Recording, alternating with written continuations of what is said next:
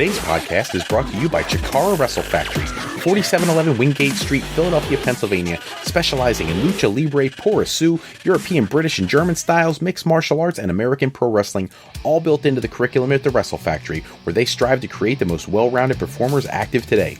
Hey, yo.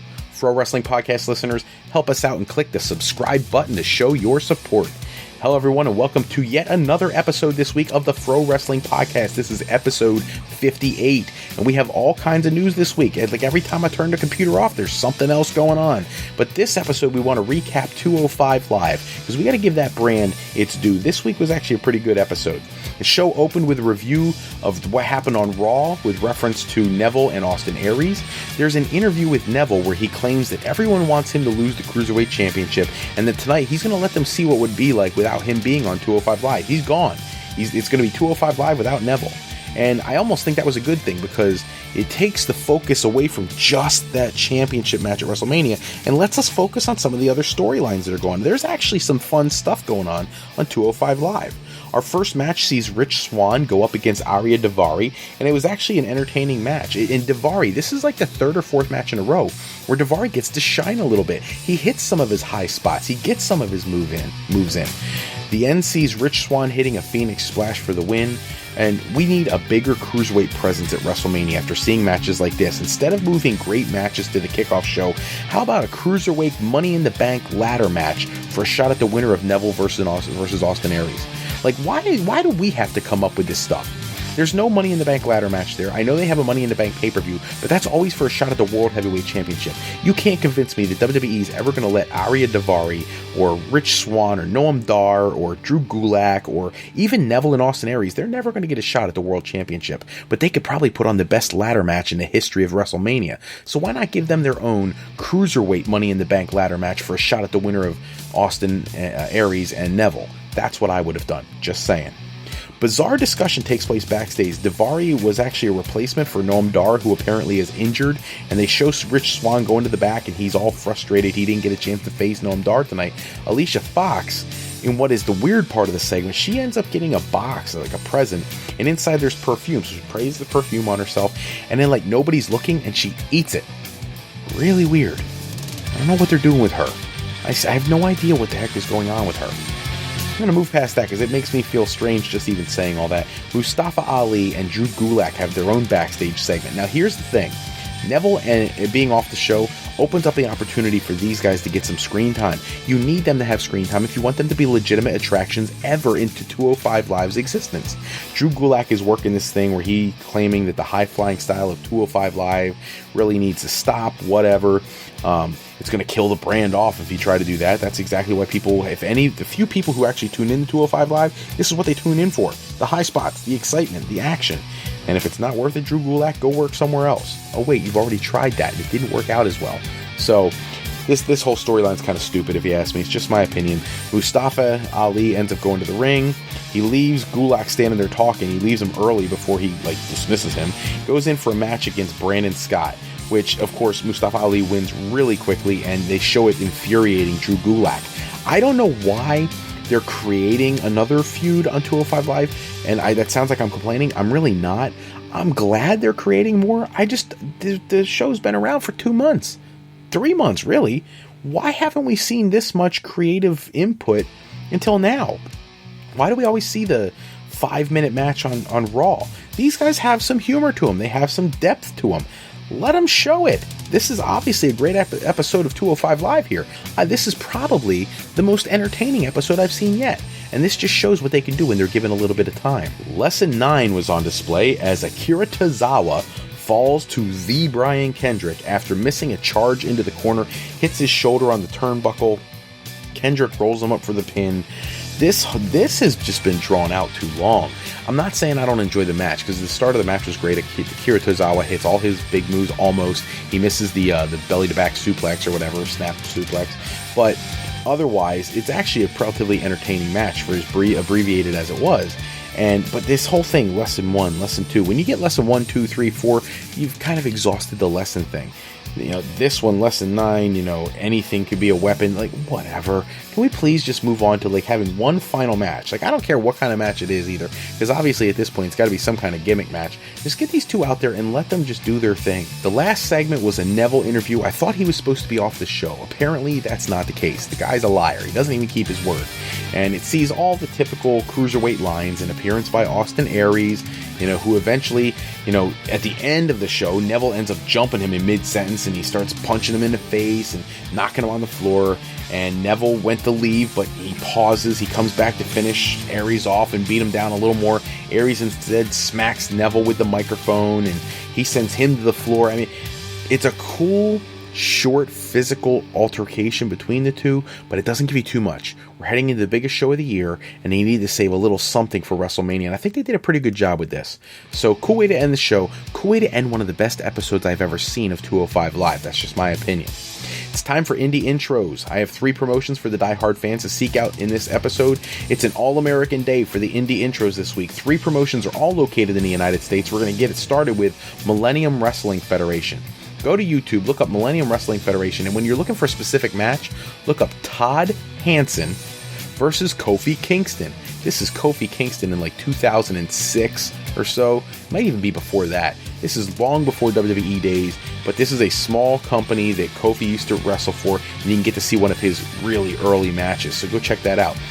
Company number 2 is the National Wrestling League, and if you want to look up a cool match with them, NWL, Kyle O'Reilly versus Davey Gibson. Get to take a look at Kyle O'Reilly a long time ago, and it's cool. It's cool to see it. Now, these companies are still around. They still put on shows, but these are some of their... I went through their entire playlist looking for something of real interest, and I really wanted to deliver something to you guys that shows you how far some of these wrestlers have come. The last one, Power League Wrestling, PLW. If you're doing your YouTube search, look up PLW, Scott Thomas versus Macho Kid, which these guys are awful. The production value is not fabulous, but they're clearly giving it their all. They're clearly living their dream. And sometimes it's not about watching the most amazing technical masterpiece. Sometimes it's for those of us who really are raving lunatic wrestling fans. We love to see people who are just like us get out there and do it once in a while. It's something I'd love to have been able to do just once in my lifetime, and I never had that opportunity. But you get to see some guys who are actually living out that dream. So Power League Wrestling, PLW, Scott Thomas vs. Macho Kid. Go check that out. This day in pro wrestling history, 30 years ago, Hulk Hogan, Andre the Giant, Pontiac Silverdome in Michigan. 93,173 people at WrestleMania III. Hulk Hogan, can he defeat the undefeatable Andre the Giant? The stare down, the push, the attempted body slam, the squash, the presumed 3 count that was really a 2 count, the out of the ring. Hulk Hogan trying to hit a ridiculous pile driver on a 7-foot Andre the Giant who weighs 500 pounds. I've never in my life understood why they would even book that as part of the match. Hulk Hogan getting in the ring, and you get to that big climax where he body slams Andre, drops the leg, and does the impossible and retains the WWF Championship over Andre the Giant. What an amazing spectacle for wrestling. However, on that card, that was not the highest quality match. The highest quality match, in some people's opinion, in the history of wrestling took place on that card, which saw the Macho Man Randy Savage defend the Intercontinental Championship against Ricky the Dragon Steamboat. Macho Man, of course, had Miss Elizabeth in his corner. Ricky the Dragon Steamboat had George the Animal Steele, the late great George Steele, in his corner. This match, in most people's eyes, goes down as being one of the greatest matches in the history of professional wrestling. So many near falls, so much action, so much excitement. And despite the fact that there's a little bit of outside interference, it still maintains its wrestling quality and integrity as being a phenomenal match. The big news of the day, Paige is getting married today. Congrats to her and Alberto Del Rio, or Alberto El Patron, or whatever you want to call him. I'm just happy these two, with everything that's gone down recently, are able to find a way to really realize how much they mean to each other, and today is their big special day. So congratulations to both of them, and I wish them both nothing but happiness in the future. 23 years ago, Men on a Mission, Mabel, led to the ring by Oscar. They defeat the Quebecers Jacques Rougeau and Pierre Ouellet. They didn't call him Ouellet back then, but whatever.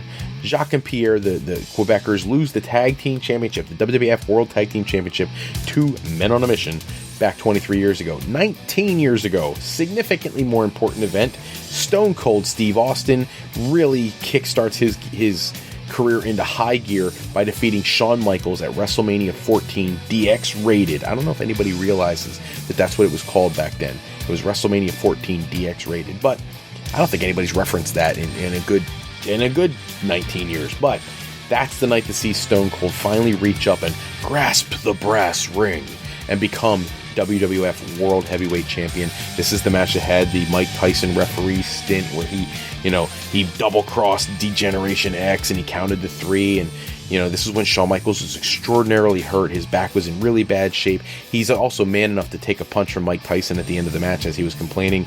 Triple H and Chyna went out to check on Shawn Michaels. It was obvious how much pain he was in. Just an amazing match. The fact that he was able to put on a match of that quality in the condition he was in is always going to be a testament to what an amazing performer Shawn Michaels has always been. And what an awesome moment for Steve Austin. He finally gets his WrestleMania moment at WrestleMania 14. And this is one of the pay-per-views coming out of, I don't know if you've noticed the last couple days when we've talked about historical WrestleMania attendance records and viewership and whatnot. The last 2 years before this, where actually the viewership was really low. This one quadrupled the previous year's attendance and pay-per-view buys.